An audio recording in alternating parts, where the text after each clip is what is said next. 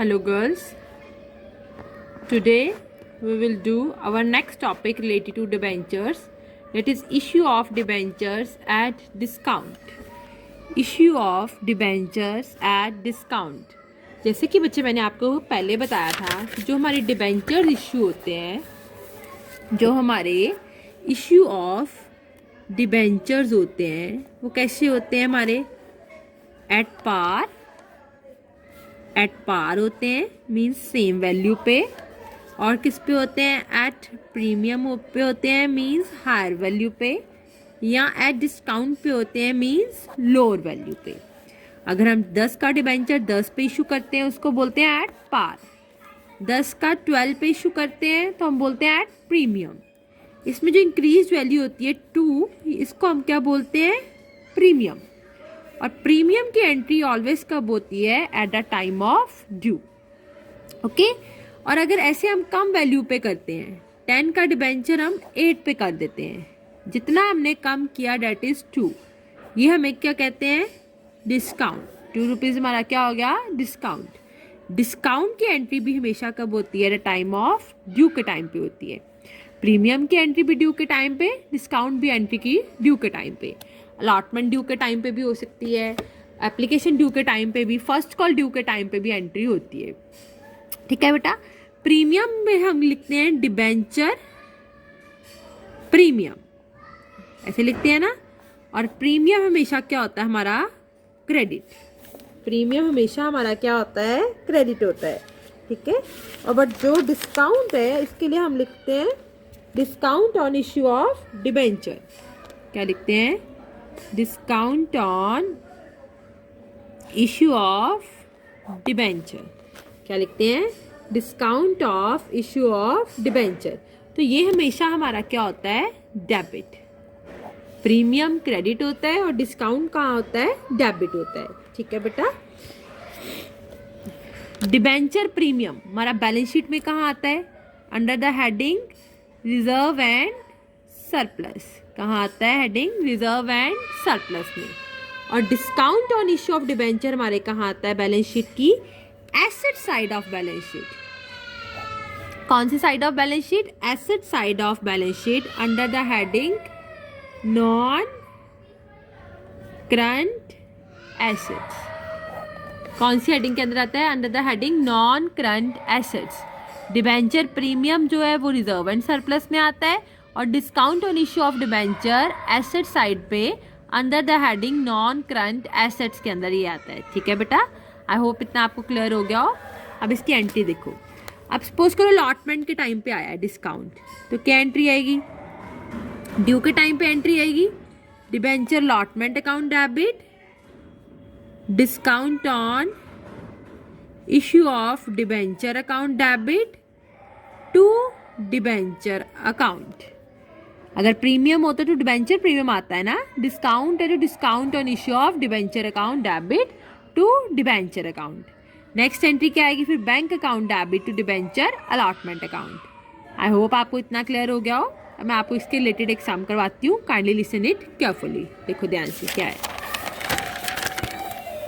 On 1 April 2016 flora limited ने issue की है application for the issue of 25,000 12% debentures of ₹100 each, discount of 8%।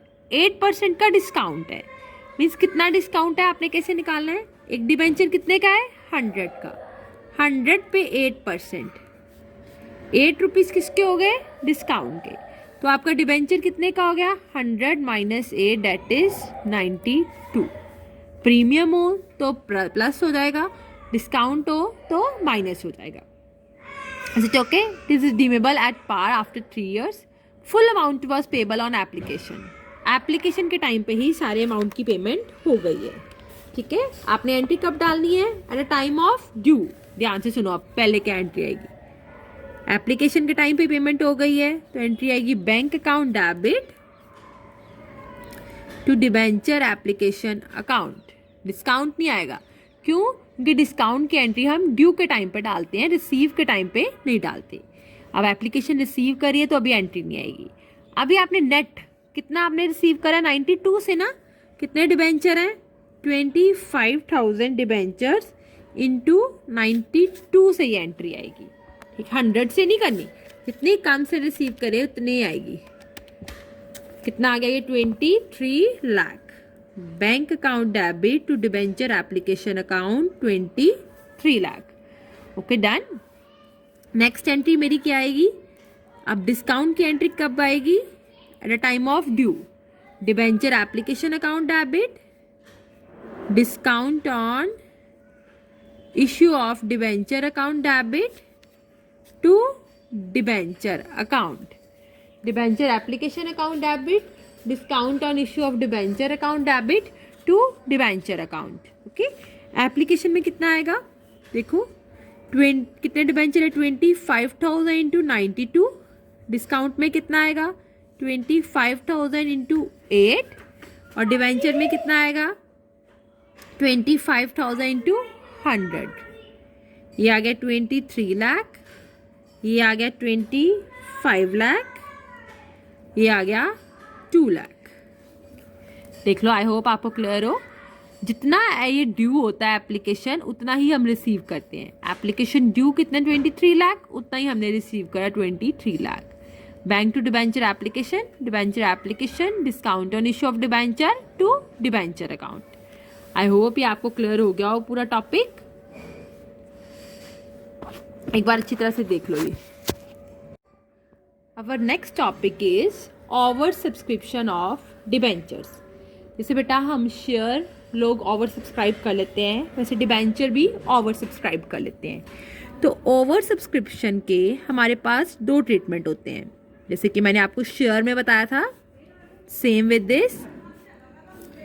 या तो ये रिफंड हो जाते हैं ओवर सब्सक्राइब जो है, या ये किसमें क्या होते हैं? एडजस्ट होते हैं। रिफंड के लिए हम वर्ड यूज़ क्या करते हैं? बैंक। अगर हम एडजस्ट करते हैं तो किस में एडजस्ट करते हैं? अलॉटमेंट में एडजस्ट करते हैं, या फर्स्ट कॉल में, या सेकंड कॉल में, नेक्स्ट टर्म कॉल्स में एडजस्ट करते हैं। ये मैंने आपको बताया था, ये बिल्कुल सेम वैसे ही जैसे हमने शेयर में करा था। रिफंड हो तो बैंक, एडजस्ट हो तो अलॉटमेंट और फर्स्ट कॉल आ जाता है। ठीक है बेटा, यहाँ सेकंड कॉल में एडजस्ट हो जाता है। जैसे मैंने आपको बताया था बिल्कुल सेम वैसे करना है, बट यहाँ पे सिंपल होता है। शेयर में एक फुल फ्लैज टेबल भी बच जाता है, बट यहाँ पे सिंपल एंट्रीज आती हैं। ओके, सो मैं आपको इसमें इलस्ट्रेशन नंबर 6 करवाती हूँ आपकी बुक की। So kindly read it from your book and listen it carefully. Ajanta limited issued applications for 4,000 debentures. कितने डिबेंचर इशू किए हैं अजंता लिमिटेड ने? 4,000 डिबेंचर है। एक डिबेंचर है 100 का, जिसपे 20% प्रीमियम है। मीन्स 100 का 20 प्रीमियम डिबेंचर हो गया आपका 120 का। एप्लीकेशंस आपने रिसीव करी हैं 6,000 डिबेंचर्स। ठीक है, नीचे कैटेगरी दी हुई है, उसको ध्यान से सुनो। सो हम वैसे लिख लेते हैं, बना लेते हैं पहले अपनी। डिबेंचर अप्लाइड, जैसे शेयर अप्लाइड, शेयर अलॉटेड बनाते थे। डिबेंचर अलॉटेड कहते हैं refuse allotment to the applicant for 1200 debentures.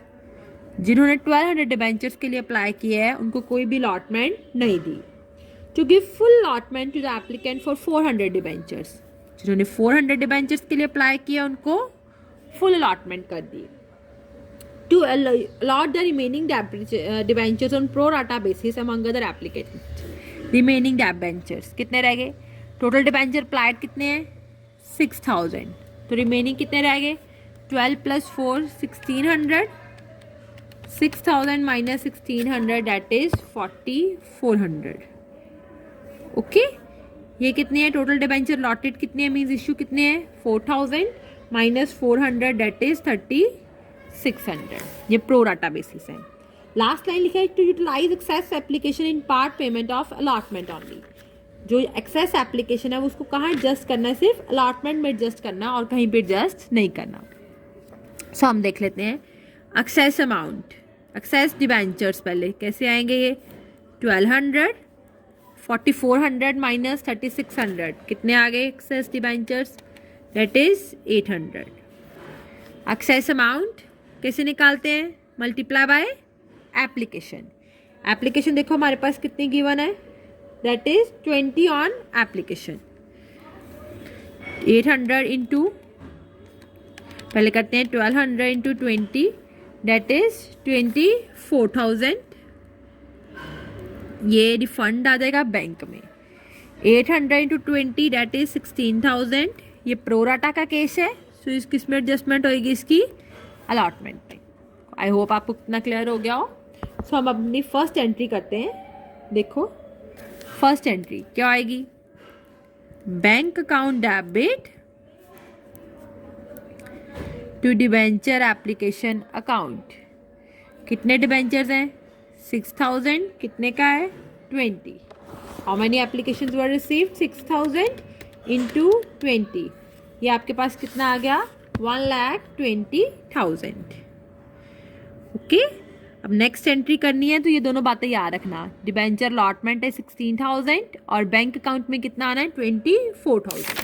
तो हमारी नेक्स्ट एंट्री एप्लीकेशन ड्यू की क्या एंट्री होती है, debenture application account debit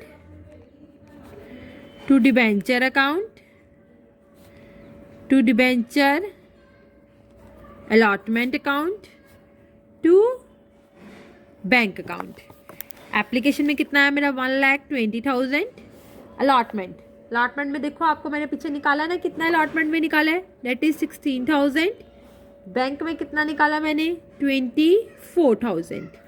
1,20,000 minus 16 minus 24, 16 plus 24 हो गए 40। 1,20,000 minus 40 that is the 80,000। I hope आपको क्लियर हो गया हो। अब आपने सारा सम कितने डिबेंचर्स करना है, 4,000 से। अलॉटमेंट की एंट्री, अब देखो प्रीमियम भी है अलॉटमेंट के साथ।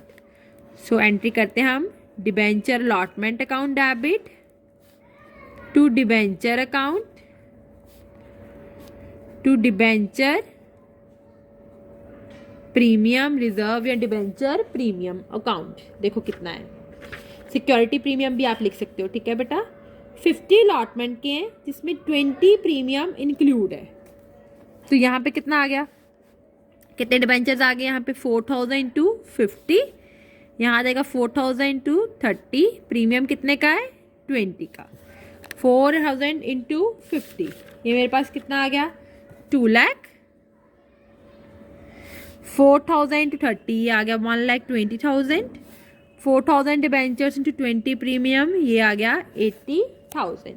क्लियर है।